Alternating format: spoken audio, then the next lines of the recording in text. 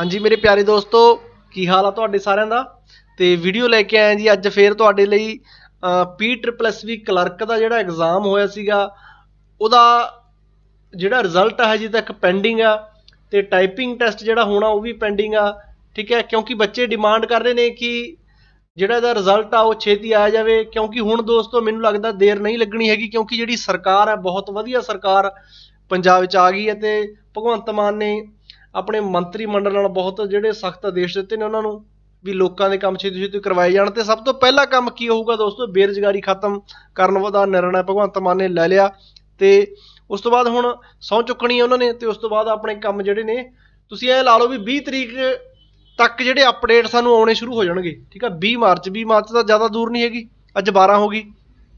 ਠੀਕ ਹੈ, ਹਫ਼ਤਾ ਕੁ ਮੰਨ ਕੇ ਚਲੋ, ਹਫ਼ਤੇ ਤੱਕ ਸਾਨੂੰ ਅਪਡੇਟਸ ਨੇ ਜਿਹੜੇ ਭਰਤੀਆਂ ਰਿਲੇਟਡ ਜਿੰਨੀਆਂ ਪੈਂਡਿੰਗ ਭਰਤੀਆਂ ਪਈਆਂ ਨੇ ਸਾਰੇ ਸਾਨੂੰ ਆਉਣੇ ਸ਼ੁਰੂ ਹੋ ਜਾਣਗੇ।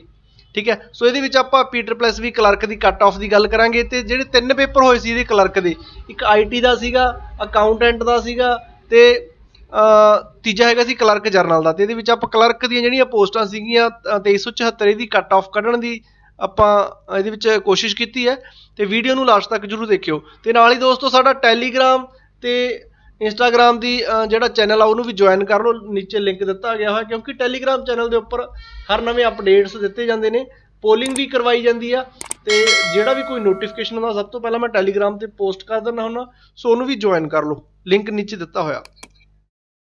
ਤੇ ਦੋਸਤੋ ਜਿਹੜਾ ਇਹਦਾ ਪੇਪਰ ਹੋਇਆ ਸੀਗਾ ਕਲਰਕ ਦਾ, ਇਹ 120 ਨੰਬਰ ਦਾ ਪੇਪਰ ਸੀ, ਤੁਹਾਨੂੰ ਸਾਰਿਆਂ ਨੂੰ ਪਤਾ ਹੋਊਗਾ। ਤੇ ਇਹਦੇ ਵਿੱਚ ਜਿਹੜਾ ਟਾਈਪਿੰਗ ਲਈ ਐਲੀਜੀਬਲ ਹੈਗਾ ਉਹ ਹੈਗਾ ਜੀ 40% ਵਾਲਾ। ਠੀਕ ਹੈ, ਕਿਉਂਕਿ ਇਹਨਾਂ ਨੇ ਨੋਟੀਫਿਕੇਸ਼ਨ ਵਿੱਚ ਸਾਫ਼-ਸਾਫ਼ ਲਿਖਿਆ ਹੋਇਆ, ਆਪਾਂ ਤੁਹਾਨੂੰ ਪੜ੍ਹ ਕੇ ਵੀ ਦੱਸ ਦਿੰਦੇ ਹਾਂ। ਠੀਕ ਹੈ, ਆਹ ਦੇਖ ਲਓ, ਦੇਖ ਸਕਦੇ ਹੋ ਤੁਸੀਂ, ਘੱਟੋ ਘੱਟ 40% ਤੁਹਾਡੇ ਹੋਣੇ ਚਾਹੀਦੇ ਨੇ। ਮੰਨ ਕੇ ਚੱਲੋ ਕਿ 120 ਦੇ ਵਿੱਚੋਂ ਜੇ ਤੁਹਾਡੇ 48 ਤੋਂ ਘੱਟ ਨੰਬਰ ਨੇ ਤਾਂ ਤੁਸੀਂ ਟਾਈਪਿੰਗ ਟੈਸਟ ਨਹੀਂ ਕਰ ਸਕਦੇ। ਠੀਕ ਹੈ, ਜੇ 48 ਤੋਂ ਉੱਪਰ ਹੈਗੇ ਨੇ ਤਾਂ ਤੁਸੀਂ ਐਲੀਜੀਬਲ ਹੈਗੇ ਹੋ। ਠੀਕ ਹੈ ਜੀ, ਤੇ ਉਸ ਤੋਂ ਬਾਅਦ ਤੁਹਾਡਾ 2 ਤਰ੍ਹਾਂ ਦਾ ਟੈਸਟ ਹੋਣਾ, ਇੰਗਲਿਸ਼ ਦਾ ਤੇ ਪੰਜਾਬੀ ਦਾ।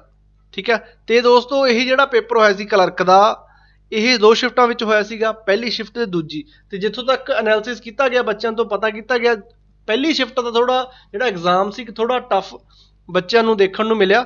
ਸੋ ਇਸ ਪੇਪਰ ਦੇ ਵਿੱਚ ਜਿਹੜੀ ਨਾਰਮਲਾਈਜੇਸ਼ਨ ਹੋਣੀ ਹੈ, ਠੀਕ ਹੈ, ਨਾਰਮਲਾਈਜੇਸ਼ਨ ਤੁਸੀਂ ਦੇਖ ਸਕਦੇ ਹੋ, ਨੋਟੀਫਿਕੇਸ਼ਨ ਵਿੱਚ ਵੀ ਇਹਨਾਂ ਨੇ ਲਿਖਿਆ ਹੋਇਆ ਨਾਰਮਲਾਈਜੇਸ਼ਨ ਹੋਣੀ ਹੈ।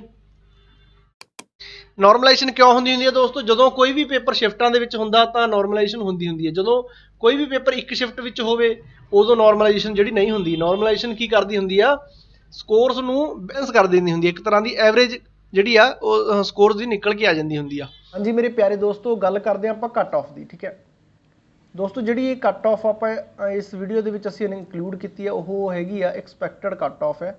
ਐਕਸਪੈਕਟਡ ਦਾ ਮਤਲਬ ਕਿ ਐਨਾਲਿਸਿਸ ਤੋਂ ਬਾਅਦ ਕੱਢੀ ਗਈ ਹੈ, ਕੈਂਡੀਡੇਟਸ ਤੋਂ ਵੀ ਪੁੱਛਿਆ ਗਿਆ, ਪੋਲਿੰਗ ਵੀ ਕਰਵਾਈ ਗਈ ਹੈ। ਠੀਕ ਹੈ, ਸਾਰੇ ਕਾਸੇ ਤੋਂ ਬਾਅਦ ਇਹ ਜਿਹੜੀ ਕੱਟ ਆਫ ਕੱਢਣ ਦੀ ਕੋਸ਼ਿਸ਼ ਕੀਤੀ ਹੈ ਤੇ ਕੱਟ ਆਫ ਜਿਹੜੀ ਆਫੀਸ਼ੀਅਲੀ ਆਣੀ ਆ ਉਹ ਇਸ ਦੇ ਕਰੀਬ ਆਸ-ਪਾਸ ਹੀ ਰਹਿਣ ਵਾਲੀ ਹੈ, ਕੋਈ ਜ਼ਿਆਦਾ ਫਰਕ ਨਹੀਂ ਹੋਊਗਾ, 1 ਜਾਂ 2 ਨੰਬਰ ਦਾ ਫਰਕ ਪੈ ਸਕਦਾ। ਠੀਕ ਹੈ, ਸੋ ਆਪਾਂ ਗੱਲ ਕਰ ਲਈ ਸਭ ਤੋਂ ਪਹਿਲਾਂ ਪੋਸਟਾਂ ਕਿੰਨੀਆਂ ਸੀ ਸਾਡੇ ਕੋਲ, ਅਕਾਊਂਟਸ ਜਰਨਲ ਦੀਆਂ 2374 ਪੋਸਟਾਂ ਸੀਗੀਆਂ। ਤੇ ਇਹਨਾਂ ਨੇ ਆਪਣੇ ਨੋਟੀਫਿਕੇਸ਼ਨ ਵਿੱਚ ਸਾਫ਼-ਸਾਫ਼ ਦੱਸਿਆ ਹੋਇਆ ਕਿ ਟਾਈਪਿੰਗ ਟੈਸਟ ਦੇ ਲਈ 3 ਗੁਣਾ ਕੈਂਡੀਡੇਟਸ ਨੇ ਜਿਹੜੇ ਬੁਲਾਏ ਜਾਣਗੇ। ਤੁਸੀਂ ਸਕਰੀਨ ਤੇ ਦੇਖ ਸਕਦੇ ਹੋ ਇੱਧਰਲੇ ਪਾਸੇ। ਠੀਕ ਹੈ, ਜਾਨੀ ਮੰਨ ਕੇ ਚਲੋ 7000 ਦੇ ਕਰੀਬ ਬੱਚੇ, 7122 ਬੱਚੇ ਜਿਹੜੇ ਨੇ ਬੁਲਾਏ ਜਾਣਗੇ ਟਾਈਪਿੰਗ ਟੈਸਟ ਦੇ ਲਈ। ਠੀਕ ਹੈ ਜੀ, ਸੋ ਜਿਹੜਾ ਪੇਪਰ ਸੀਗਾ ਕਲਰਕ ਦਾ ਇਹ 2 ਸ਼ਿਫਟਾਂ ਵਿੱਚ ਹੋਇਆ ਗਿਆ ਸੀ, ਜਿਵੇਂ ਤੁਹਾਨੂੰ ਸਾਰਿਆਂ ਨੂੰ ਪਤਾ ਹੀ ਹੈ, ਪਹਿਲੀ ਸ਼ਿਫਟ ਤੇ ਦੂਜੀ। ਪਹਿਲੀ ਸ਼ਿਫਟ ਥੋੜ੍ਹੀ ਜਿਹੀ ਔਖੀ ਸੀਗੀ, ਸੋ ਇਸ ਦੇ ਰਿਜ਼ਲਟ ਵਿੱਚ ਨਾਰਮਲਾਈਜੇਸ਼ਨ ਹੋਣੀ ਆ।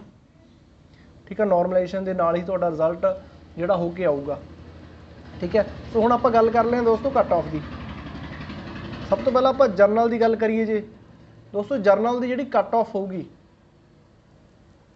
68 ਤੋਂ 72 ਦੇ ਵਿਚਕਾਰ ਰਹਿਣ ਵਾਲੀ ਹੈ ਇਹ। ਠੀਕ ਹੈ ਜੀ, 68 ਤੋਂ 1-ਅੱਧਾ ਪੁਆਇੰਟ ਘੱਟ ਵੀ ਸਕਦਾ, ਵੱਧ ਵੀ ਸਕਦਾ, ਇੱਥੋਂ 67 ਵੀ ਹੋ ਸਕਦੀ ਹੈ। ਠੀਕ ਹੈ, ਇੱਥੋਂ 73 ਵੀ ਹੋ ਸਕਦੀ ਆ, ਬਟ ਇਸ ਤੋਂ ਜ਼ਿਆਦਾ ਜਿਹੜਾ ਫਰਕ ਨਹੀਂ ਰਹੂਗਾ। ਠੀਕ ਹੈ, ਹੁਣ ਆਪਾਂ ਗੱਲ ਕਰਦੇ ਹਾਂ ਦੋਸਤੋ BC ਕੈਟਾਗਰੀ ਦੀ। BC ਦੀ ਕੱਟ ਆਫ ਹੈ ਜਿਹੜੀ ਉਹ ਦੋਸਤੋ 62 ਤੋਂ 65 ਦੇ ਵਿਚਕਾਰ ਮੈਟਰ ਕਰੂਗੀ। ਠੀਕ ਹੈ ਜੀ, ਤੇ SC ਕੈਟਾਗਰੀ ਦੀ ਅਰਾਊਂਡ 60, ਠੀਕ ਹੈ ਜੀ, ਅਰਾਊਂਡ 60 ਹੀ ਜਿਹੜੀ ਕੱਟ ਆਫ ਇਹਦੀ ਜਾਊਗੀ। ਤੇ ਦੋਸਤੋ ਹੁਣ ਆਪਾਂ ਗੱਲ ਕਰਦੇ ਹਾਂ ਬਾਕੀ ਕੈਟਾਗਰੀਜ਼, ਜਿਵੇਂ EWS ਵਾਲੇ ਹੋ ਗਏ ਜਾਂ ਐਕਸ ਸਰਵਿਸਮੈਨ ਹੋ ਗਏ, ਠੀਕ ਹੈ, ਜਾਂ ਬਾਕੀ ਕੈਟਾਗਰੀ ਜਿਹੜੀਆਂ ਰਹਿ ਗਈਆਂ। ਸੋ ਇਹਨਾਂ ਦੀ ਜਿਹੜੀ ਕੱਟ ਆਫ ਹੈ ਦੋਸਤੋ ਉਹ BC ਤੇ SC ਦੇ ਵਿਚਕਾਰ ਹੀ ਜਾਊਗੀ। ਮੰਨ ਕੇ ਚੱਲੋ ਕਿ 60 ਤੋਂ 62 ਦੇ ਵਿਚਕਾਰ ਰਹੂਗੀ, ਬਾਕੀ ਸਾਰੀ ਕੈਟਾਗਰੀ ਜਿਹੜੀਆਂ ਬਚ ਗਈਆਂ, ਠੀਕ ਹੈ। ਸੋ ਦੋਸਤੋ ਜ਼ਿਆਦਾਤਰ ਜਿਹੜੀ ਕੱਟ ਆਫ ਮੈਟਰ ਕਰਦੀ ਹੁੰਦੀ ਹੈ ਉਹ ਜਰਨਲ ਦੀ ਜਿਹੜੀ ਕੱਟ ਆਫ ਹੁੰਦੀ ਹੈ ਉਸ ਦੇ ਨਾਲ ਹੀ ਮਤਲਬ ਨਿਰਭਰ ਕਰਦੀ ਹੁੰਦੀ ਆ। ਜੇ ਹੁਣ ਆਪਾਂ ਮੰਨ ਕੇ ਚੱਲੀਏ ਜੀ ਜਰਨਲ ਦੀ ਆਪਾਂ ਨੇ ਕਹਿਤਾ ਵੀ ਠੀਕ ਹੈ 68 ਜਾਊਗੀ, ਤਾਂ ਉਸ ਦੇ ਹਿਸਾਬ ਨਾਲ BC ਦੀ ਘਟ ਜੂਗੀ, SC ਦੀ ਘਟ ਜੂਗੀ, ਠੀਕ ਹੈ, ਠੀਕ ਹੈ, ਇਸ ਦੇ ਹਿਸਾਬ ਨਾਲ ਹੀ ਚੱਲਦੀ ਹੁੰਦੀ ਆ, ਠੀਕ ਹੈ। ਬਾਕੀ ਤੁਸੀਂ ਆਪਣੇ ਆਪਣੇ ਜਿਹੜੇ ਮਾਰਕਸ ਨੇ ਉਹ ਤੁਸੀਂ ਸਾਨੂੰ ਕਮੈਂਟ ਬਾਕਸ ਵਿੱਚ ਦੱਸ ਸਕਦੇ ਹੋ।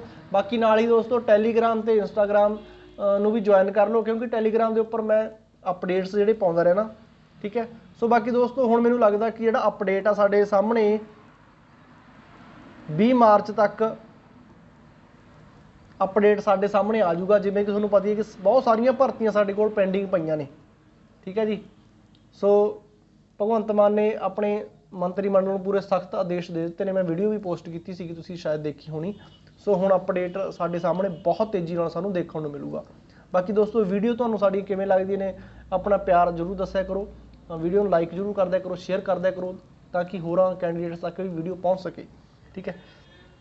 ਸੋ ਦੋਸਤੋ ਮਿਲਾਂਗੇ ਨੈਕਸਟ ਵੀਡੀਓ ਦੇ ਵਿੱਚ ਨੈਕਸਟ ਅਪਡੇਟ ਨੂੰ ਲੈ ਕੇ। ਬਾਕੀ ਤੁਸੀਂ ਸਾਨੂੰ ਕਮੈਂਟ ਕਰਕੇ ਇਹ ਵੀ ਦੱਸ ਸਕਦੇ ਹੋ ਕਿਹੜੇ ਟੌਪਿਕ 'ਤੇ ਵੀਡੀਓ ਬਣਾਈ ਜਾਵੇ। ਇੰਸਟਾਗ੍ਰਾਮ 'ਤੇ ਸਾਡੇ ਨਾਲ ਤੁਸੀਂ ਗੱਲਬਾਤ ਵੀ ਕਰ ਸਕਦੇ ਹੋ, ਆਪਣੇ ਵਿਊਜ਼ ਆਪਣੇ ਰਾਏ ਵੀ ਦੇ ਸਕਦੇ ਹੋ, ਠੀਕ ਹੈ ਜੀ। ਸੋ ਮਿਲਾਂਗੇ ਦੋਸਤੋ ਨੈਕਸਟ ਵੀਡੀਓ ਵਿੱਚ, ਤਦ ਤੱਕ ਲਈ ਧੰਨਵਾਦ ਜੀ। Thanks for watching. ਲਿਖਾਈ ਆਪਣੀ ਵਧੀਆ ਨਹੀਂ ਗੀ, ਬਟ ਤੁਹਾਡੇ ਪਿਆਰ ਕਰਕੇ ਆਪਾਂ ਨੂੰ ਲਿਖਣਾ ਪੈਂਦਾ। ਧੰਨਵਾਦ ਜੀ।